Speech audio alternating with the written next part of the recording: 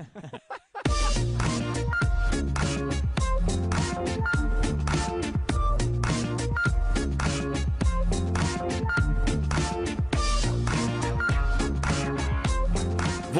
bij Doebelibben.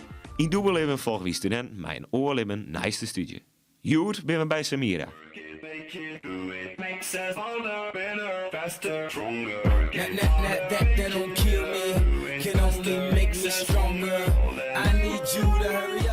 Afgelopen juli ben ik in Engeland, in Coventry, vlakbij Birmingham, derde geworden op het WK. Dit is dan een bronzen medaille die ik daar gewonnen heb. Ja, ik ben er wel trots op. Ik ben er ook wel blij mee, maar op dat moment was ik wel teleurgesteld. Ik had natuurlijk eerste willen worden. Samira is fanatiek.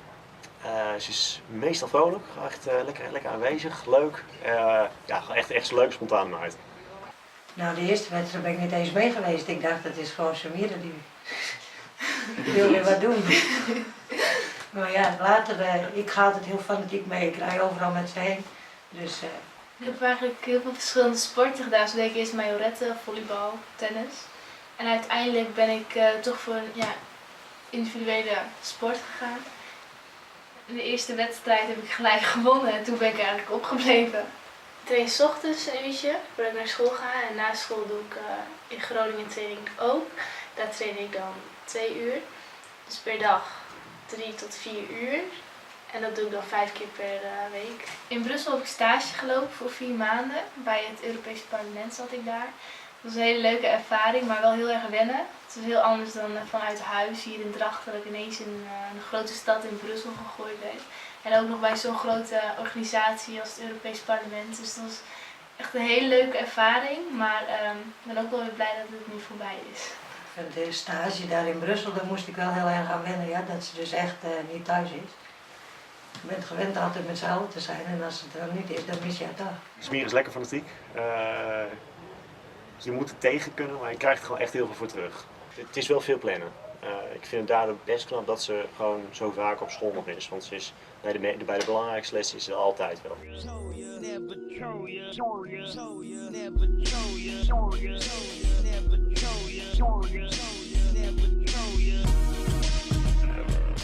Afgelopen jaar ben ik sportvrouw van het jaar geworden.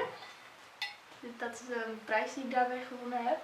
Daar ben ik wel trots op. Dit is eigenlijk een hele bijzondere prijs. Die komt uit 2004. Dus mijn eerste wedstrijd die ik heb gedaan.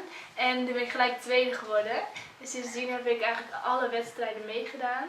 En heb ik al mijn wedstrijden een prijs gewonnen. En dit is een stijlprijs die ik heb gewonnen op een wedstrijd. Stijlprijs betekent dan dat je vanuit het hele toernooi van alle deelnemers het mooiste gevochten hebt.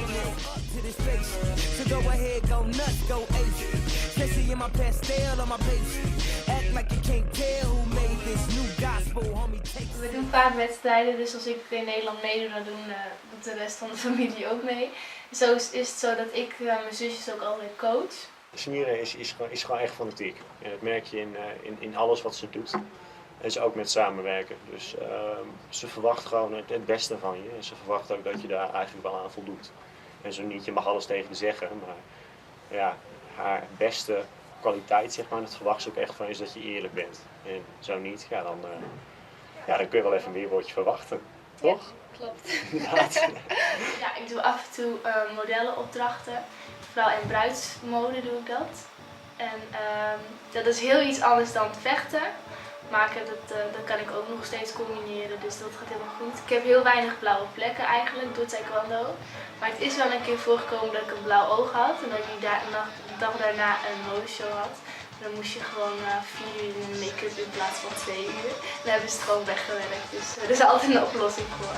Als ik in het buitenland vecht, of in het buitenland meedoen aan wedstrijden, dan herkennen ze je nog niet echt. In Duitsland, op bepaalde toernooien weten ze al wel wie ik ben en dat ik een beetje kan vechten. Maar in Nederland vooral, dan weten ze gewoon van, oh Samira, die doet ook weer mee. Ja, ik ben heel trots op mijn zus, want ze staat natuurlijk vaak in de krant en iedereen weet eigenlijk wel wie ze is hier in Drachten.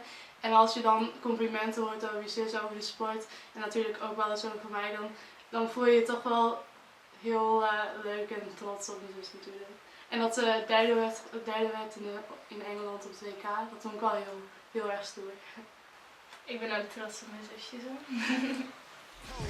Don't act like that. Told ya. Don't act like that. Told ya. Baby, you're making it better, faster, stronger.